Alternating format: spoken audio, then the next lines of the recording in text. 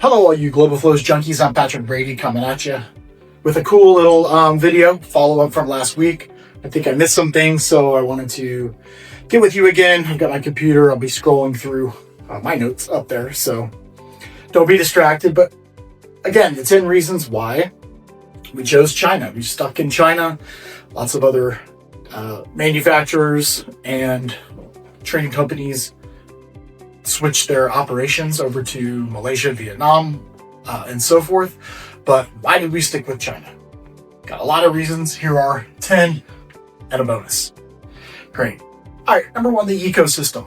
The ecosystem is quite mature and developed in China. All the materials and components come from China with a 40 plus years of perfected supply chains. We just knew that we could really depend on China. And some of the stories that I hear now out of Vietnam is because of flooding and infrastructure, that there could be some possible delays. So we wanted to avoid those, on behalf of our customers, and make sure that our customers get the product when they need it. We're patio furniture, so we're seasonal, just to make sure that everything was on cue and, our dealers were able to hit their sales season. Number two is responsiveness.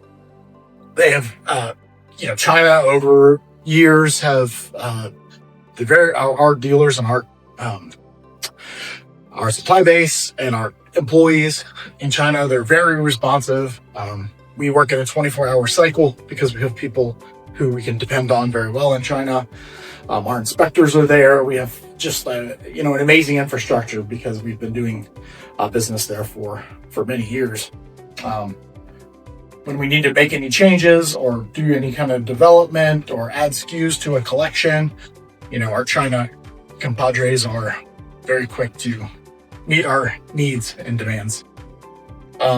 More consistent quality. We really do find that out of China, we just get more consistent quality.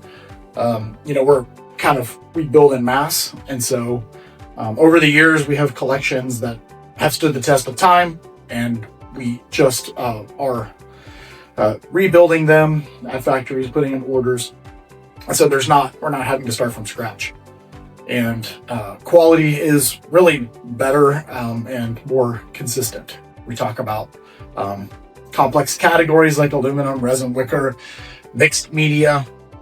It's just much more simple. And when things are simple and efficient, then we pass all the savings and excellent quality on to our dealers. And ultimately, it's about them and how they service their customers. Skilled labor, big advantage in China. We all know that the Chinese work very, very diligently and hard. I have heard that in other countries, things may be a little bit different as far as just culture and experience and attention to detail. Some of the stories are, in Vietnam, when you have wicker groups or product development, sometimes in the factories, they do some of the base welding and things in the factory, but then they send the product out to the villages, for which they do wicker weaving and whatnot. So sometimes quality can be a little bit inconsistent there. For infrastructure, another comparison with Vietnam is there was flooding here recently. Okay, welcome back, Global Flows junkies.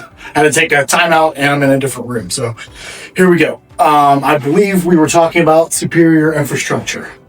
And, here I want to talk about the ports. Why is China better? Ports. China has major ports, deep vessel ports. Shanghai, Ningbo, Qingdao, Dalian, Yantian, Shenzhen, Guangzhou, and many others. So as far as infrastructure is concerned, big, nice, wide roads in China, high-speed trains in China, ports in China, just their experience doing, business with shipping companies and the amount of shipments going out. So there's really no comparison. China with infrastructure, trucking networks, power grid, faster through bottlenecks, and other countries may have, backlogs, less shipping lanes, etc. Check. All right, the ability to scale. Chinese factories, the ability to scale, they can ramp up from 10 to 50 containers easily. They have access to raw materials and they can ramp up super quickly. And so that's another advantage to China. They have high capacity, flexibility, where other countries may be more limited as well. Optimization.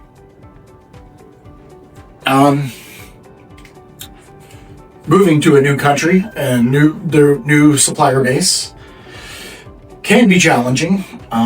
You have to create new tooling and extrusions and whatnot. You've got to really lay a lot of factory infrastructure to be able to take new orders. So, for example, we had lots of China suppliers who they were going to, and when Trump said 100%, everybody got scared. When 232 increased, everybody got scared. I heard so many stories about, hey, we're going to go to Thailand, we're going to build a factory. Hey, we're going to go to Vietnam and build a factory. Malaysia, Cambodia. Here, a few months on, and after things cool down between Xi and Trump, you're talking about optimization of moving. It's such a high level of QC failures when you move production, especially to another manufacturer or company. And even when your current factory moves overseas to another country, that can be quite challenging. So we decided to stay in China for all those reasons. And then origin of materials. If you take aluminum, and China's been hedging aluminum for a long time, decades. If you take the aluminum and the wicker and fabrics and hardware from the point of origin and then move it to another country or area, then you're going to lose efficiencies of scale and cost. So from point A to point B, you're losing a lot of cost and a lot of VAT taxes, and it's just extremely inefficient. Where we stayed in China because that's where all the raw materials and finished materials and foam and Dacron and all the stuff comes from China, so it's much more efficient to build in China. That's why another reason we decided to stay. Let's see, and certain products are better made in China. Die-cast aluminum, complex metal frames, advanced composites. Also, China understands U.S. buyers.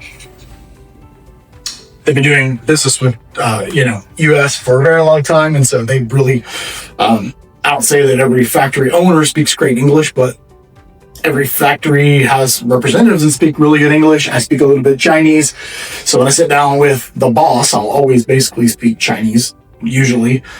Our salespeople speak English, and you gotta really watch those guys too, because a lot of times they won't tell the boss what you're actually saying. They'll try to sugarcoat. I've